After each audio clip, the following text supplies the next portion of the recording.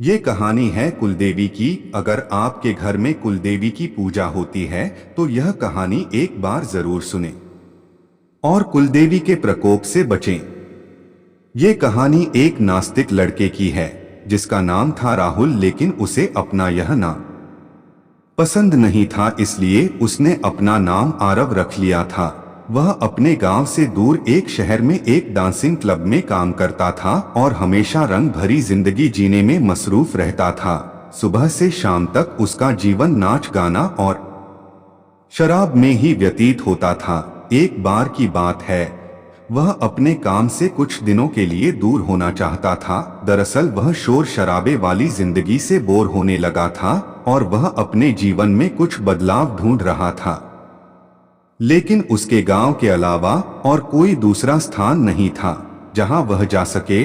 तभी आरव अपने दादाजी के बने गांव के घर में जाना तय करता है और कुछ दिन वही रहने का विचार बनाता है। दरअसल कुछ साल पहले आरव के माता पिता इस दुनिया से जा चुके थे और वह अनाथ हो चुका था। उसके आगे पीछे कोई भी नहीं था। गांव जाना भी उसे अच्छा नहीं लग रहा था, लेकिन मजबूरी वश वह गांव के सफर पर निकल जाता है।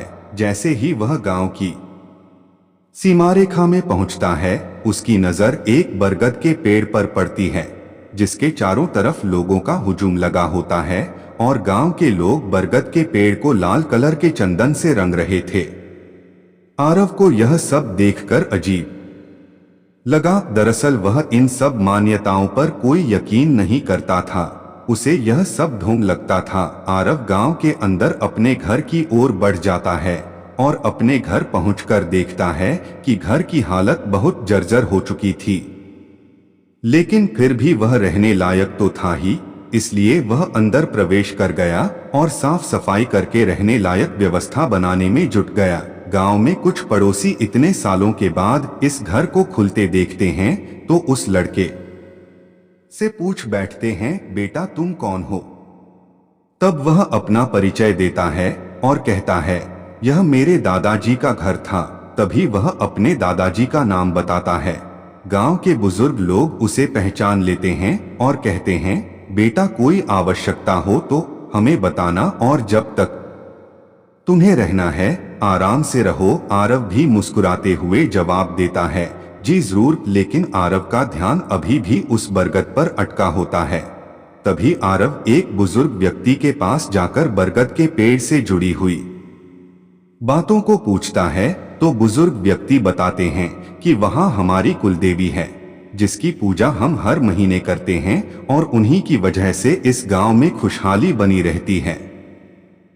बुजुर्ग व्यक्ति की बात सुनकर आरव जोर जोर से हंसने लगता है और कहता है, आज के जमाने में भी आप लोग कितनी पिछड़ी हुई बातें कर रहे हो। आज कंप्यूटर का जमाना आ चुका है, लेकिन आप लोगों को वही पुरानी रीति रिवाजों से फुर्सत नहीं है।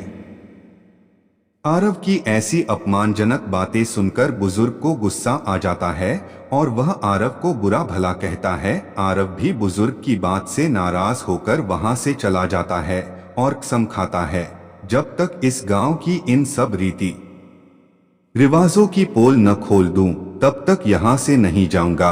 अगले ही दिन शाम के वक्त गांव वाले अपनी अपनी फसलों की पूजा करने के लिए खेतों में जा रहे होते हैं और आरव भी उनके पीछे पीछे खेत तक पहुंच जाता है और छुपकर देखता रहता है। काफी देर तक इंतजार करने के बाद गांव के लोग पूजा करके वापस चले जाते हैं, लेकिन आरव के दिमाग में विरोध का ज्वालामुखी फूट पड़ा था और वह अपनी बात को सच साबित करने के लिए कुछ भी करने को तैयार था। तभी वह खेतों के किनारे दिए जलते देखता है और उसके दिमाग में आता है, क्यों न खेतों में आग लगा दिया जाए, फिर कौन उनकी फसलों की रक्षा करेगा। अब देखता हूँ कौन सी कुलदेवी आती है बचाने। वह गांव वालों के खेतों में आग लगा देता है और देखते ही देखते आग बढ़ने लगती है और आरव गांव की तरफ तेजी से भागने लगता है ताकि उसे कोई देख ना सके। लेकिन जैसे ही वह अपने घर के पास पहुंचता है, वह देखता है उसका घर आग की लपटों से झुलस रहा है और गांव के लोग पानी से आग बुझाने में लगे हुए हैं। उसे कुछ समझ नहीं आता कि यह कैसे हुआ। तभी वह जाकर के वहां के लोगों से हड़बड़ाते हुए पूछता है, यह आग कैसे लगी? तभी गांव के लोग बताते हैं, बेटा हम यहाँ बैठे थे, अचानक तुम्हारे घर के अंदर से धुआं निकलने लगा। हमें लगा तुम अंदर खाना बना रहे हो, लेकिन कुछ देर में तुम्हारे पूरे घर में आग फैल चुकी थी और हम सभी लोग इसे बुझाने का प्रयास कर रहे हैं, लेकिन आरव को अपनी गलती का एहसास हो रहा था। उसे लगा कि अब गांव वालों को मैं क्या कहूंगा। तभी अगले ही पल एक किसान दौड़ता भागता आता है और कहता है, अरे चलो देखो, किसी ने हमारी फसलों में आग लगाने की कोशिश की है। और गांव की भीड़ अपने खेतों की तरफ भागने लगती है और आरव भी पीछे पीछे जाता है ताकि किसी को स्पर्श न हो। लेकिन जैसे ही आरव खेत के पास पहुंचता है तो खेत पहले की तरह ही लहलहा रहे होते हैं और जो आग आरव ने लगाई थी वह केवल फसल के किनारे तक ही बढ़ी थी। आरव समझ चुका था, जरूर यह कुलदेवी की महिमा है, और वह उसी बुजुर्ग के पैरों में गिर जाता है जिससे उसकी बहस हुई थी और सारी बात बता देता है। गांव वाले भी उसे उसकी नादानी के लिए क्षमा कर देते हैं। अगले ही दिन आरव कुलदेवी के उसी बरगद के वृक्ष के नीचे जाकर गांव की परंपरा के अनुसार पूजा करता है और हाथ जोड़कर कुलदेवी से अपने अच्छे भविष्य की कामना करता है, और इसी के साथ वह गांव को छोड़कर चला जाता है। लेकिन इस घटना ने एक नास्तिक व्यक्ति को आस्था से जोड़ दिया था, जो कि कुलदेवी का ही प्रताप था।